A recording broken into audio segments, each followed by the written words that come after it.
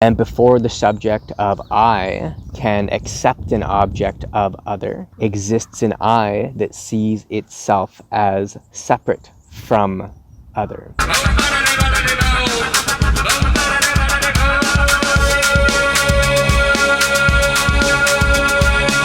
What are the three poisons of perception, and where can we find their source? This will be our topic in today's episode of the Maverick Mystic Arts podcast. So the three poisons is a topic I bring up quite regularly, and it can be very confusing for folks, so we're going to unpack each one today in more detail. The three poisons of perception are number 1, acceptance, number 2, rejection, and number 3, indifference. And these each exist within a different realm of awareness. We will begin with the strongest of these three poisons. And by strongest, I mean the one that is the easiest to perceive. And that is number 2, rejection. And rejection is of two phases.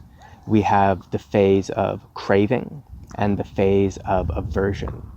And very often these are pulled apart, and we look at this as craving and aversion and indifference in the middle. But craving and aversion actually become one and the same thing. Both craving and aversion, which are of rejection, can be looked at in the negative from the perspective of the other.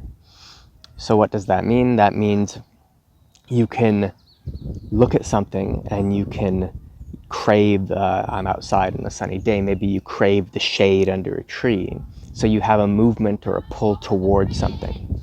Now you could easily look at that and say, oh, well, that is aversion from sitting in the sun and getting scorched.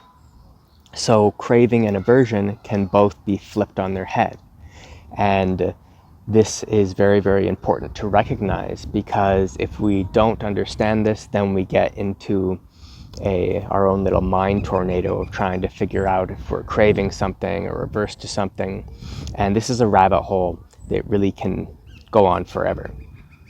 Now, because these are such polar aspects of the same thing, the distance between craving and aversion creates a very big polarity, which makes it easy to perceive. In terms of perception, you have the moment of, we might say, contact, and then you have these cascading events that unfold from that moment of contact, the perceptual awareness that is deeply subconscious, and then eventually we get to a thing that triggers, that goes, oh, I want more of that, or I want less of that.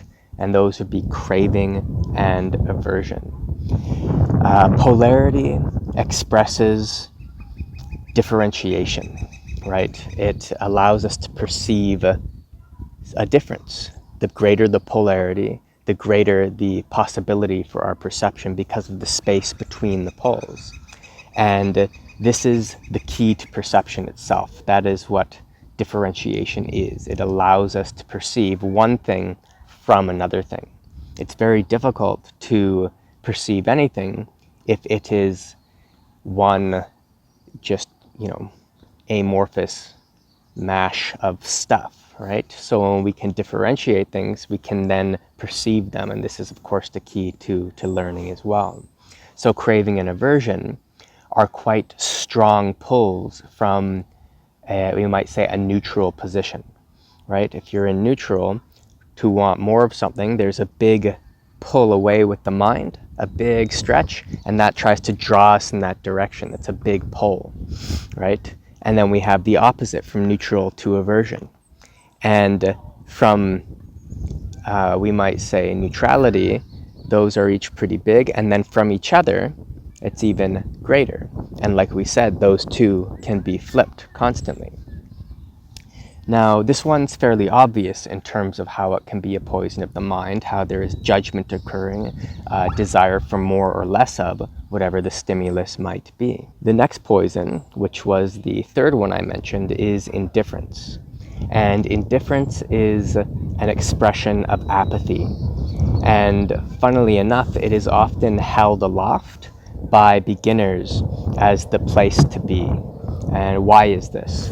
Well, the indifference is, it's kind of like the pole of rejection, right? So within rejection, you have the poles of craving and aversion, both of which are rejecting something. And then if we combine those into their little umbrella of rejection, rejection is a pole to indifference. So it feels like a very, very big change, and that is very intoxicating. The appearance is like a middle way. It's like a middle way where you're not in the craving side of things and you're not in the aversion side of things.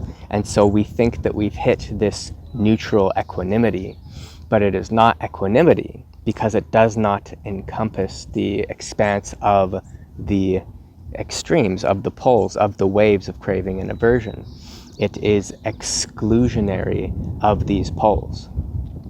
And that is what makes it apathy, is that there's no waves, there's no amplitude of energy moving. There's a stagnation. So in this phase of indifference, it can feel very peaceful because we're not embarking on those polar waves of energy. We're staying in that spot that is indifferent to the stimulus. It doesn't care about wanting more of it or less of it. And like we said, it's very peaceful and it's very, very intoxicating, and you will find many practitioners who will build a whole career of practice around this phase of indifference, but it is very clearly marked as a poison, and we want to understand why it's a poison.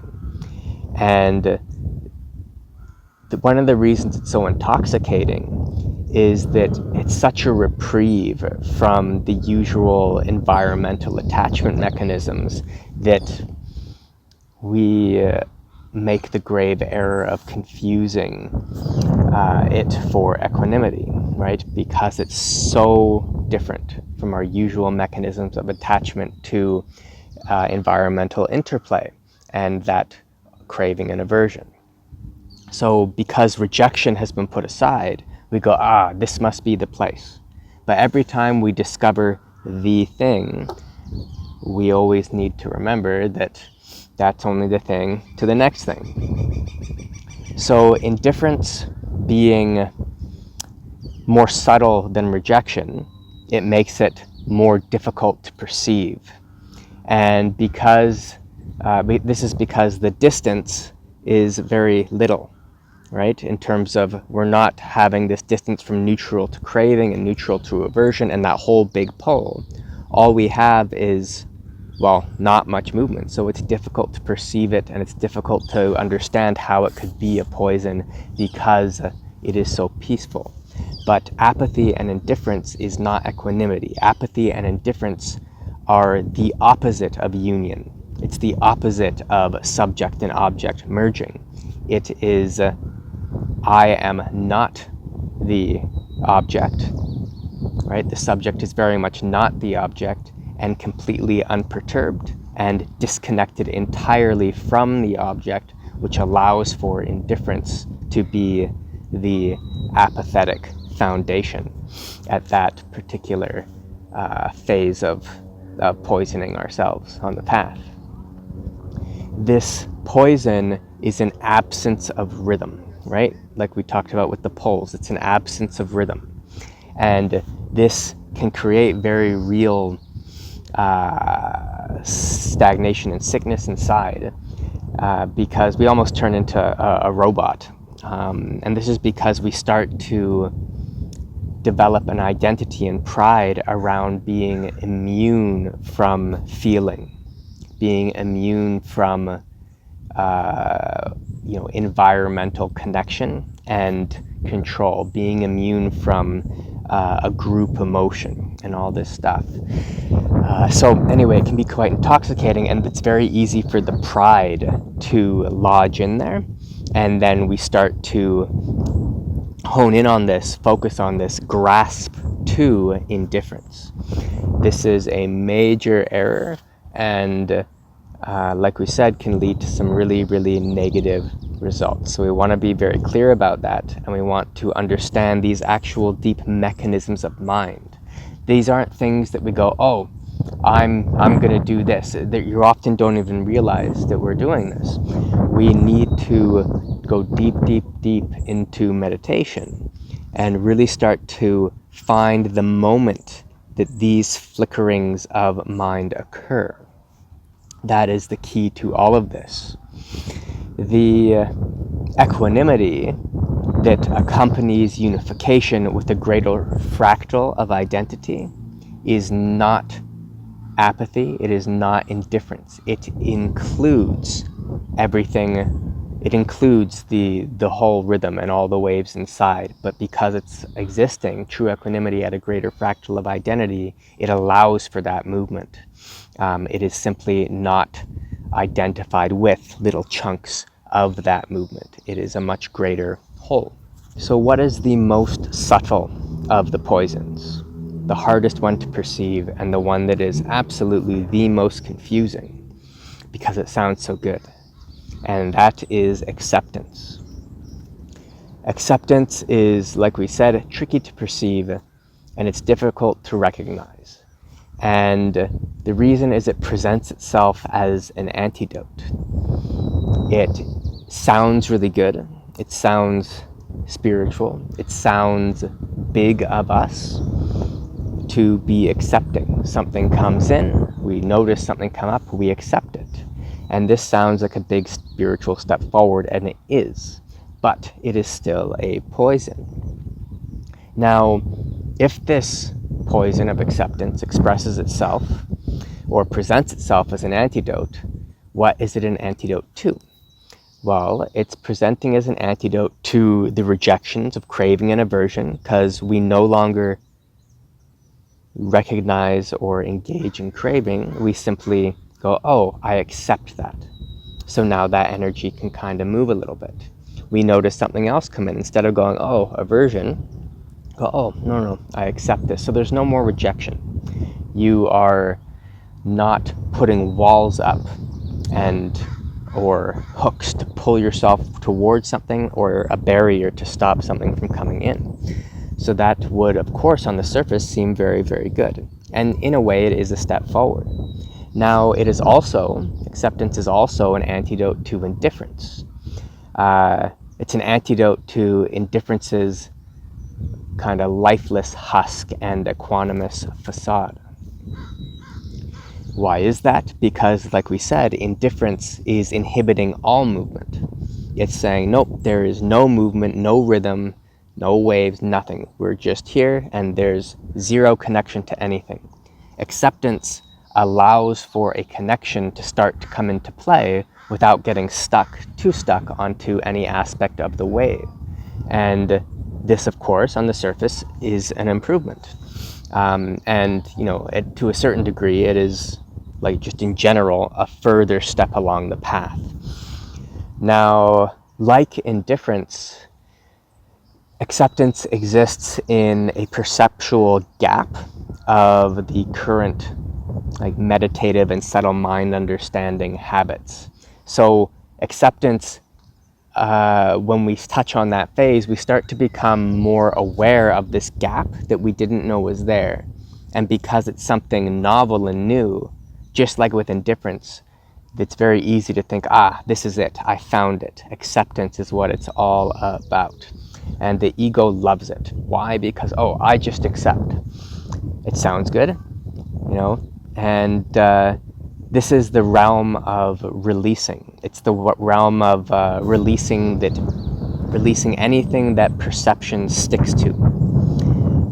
So of course it seems really good, and it is an antidote for that stuckness. But if there's an antidote, that means it runs parallel to a poison. Just like antidotes, like plant-wise, can often exist in the same area as the poison. Things tend, these polarities usually work and function and are part of a cohesive little micro ecosystem. Okay, now releasing, we go, okay, perception sticks on something, we release it, okay, that tension, that buildup, it's now gone. Okay, so it's an antidote. That's exactly what an antidote is. It takes care of a coagulation, a stagnation. So acceptance is like cleaning the pipes, you know? It allows for fluid movement of what was getting stuck. Acceptance is a reprieve from attachment to phenomena. It's a reprieve from appearance and attachment to appearance. And so often we'll hear people say who are working on this phase, I accept whatever comes my way, you know, the good, the bad, the beautiful, the ugly. You simply accept whatever comes in, okay, and whatever wants to go, okay. And like we said, on the surface, very good. But if we can go a little bit deeper, we can realize that acceptance, it's sort of like, you know, an inmate locked away in identity's prison. If acceptance is still a poison and a prison, what does that leave us? And we're getting to the crux of this here. What is left? That's a good question. Questions are a good way for us to gauge the expanse of uncertainty within which we are able to simply merge with a greater fractal of identity that might be beyond our small conscious mind's ability to completely rationalize and understand. Okay, so what is left? This is a good question. A slightly better question might be, is this everything? Is this everything that there is? And if we can acknowledge something else, another aspect of reality, something that we can differentiate, then whatever we thought was everything isn't everything. So this gets us to the meta poison that all three draw their venom from. And this venom is separation. Separation is, you know, it's the nefarious god of identity itself. And along with that, the absence of realization of unity and wholeness. So, before the subject of I can reject the object of the other, of course via craving and aversion, before the subject of I can remain untouched and indifferent and apathetic to the rhythms of the object of other, and before the subject of I can accept an object of other, exists an I that sees itself as separate from other, as separate from infinity. The I is creating the other of itself. It sees itself as other to infinity, and it sees infinity as other to itself. This is where all these poisons come from, and acceptance is no exception. Acceptance sees, it recognizes something else, which means that it is an antidote for a very good sounding antidote for the poison of separation, that meta poison, that venom of separative identity. If we can work our way back to the source, we're always trucking back further and further and further back into the impetus of all experience. Where does it all come from? What is the source of this all? And as we keep trucking back, we can open up awareness, perception into that moment where the light of awareness sees another thing, perceives something as different. And this is the first moment that all story then can explode and cascade into existence. If we can recognize that moment where perception touches object, and we can recognize that moment from the place of infinity, from the place of our personal Akashic consciousness, from deep emptiness, we will see or perceive the object as ourselves, not as, oh, that object, and then go through a whole, phase of thinking and go, oh, well, yeah, of course, that makes sense, that's me. No, we're talking about real, deep, existing from the underbelly of reality. And the underbelly simply recognizes itself, and that very recognition of infinity perceiving itself is producing the light of infinity. So emptiness perceives emptiness, and that is a real conundrum when you get your meditation in that phase, where you are everything perceiving itself. And this is not something we can pretend to understand, or a place that we can pretend to be, an attainment we can pretend to have. You go through phases where this is very clear, and then you go through phases where you're not always tuned in to that source, and you're living more in story and illusion. And then you go through phases where your practice is going deeper again, and then you can perceive from this place. So this is how and why acceptance is still a poison, right? Indifference, a poison, and of course rejection, a poison, because they all draw their venom, as we said, from separation. Thank you for watching. I hope you enjoyed this, and if you're feeling inspired to take another step in your training, please consider joining a retreat. These are intense, in-depth retreats. We do a lot of work in these. There's a lot of deep transformation that occurs, and the attunements of the spirit are quite profound. So I'd love to see you at one of those. Of course, there is the members section of the website, and this is where the courses in Tai Chi, in Qigong, meditation, and Hermetic Alchemy can be found. As a member there, you also get access to the Zenden, which is a Q&A video reference library. So any questions you have on the training, this is a resource where I can get back to you via video with answers, and this is there to help aid in clarity and understanding as you move forward with the training. All right, thanks a lot. Hope you enjoyed this. Please share, subscribe, and of course, practice, have fun.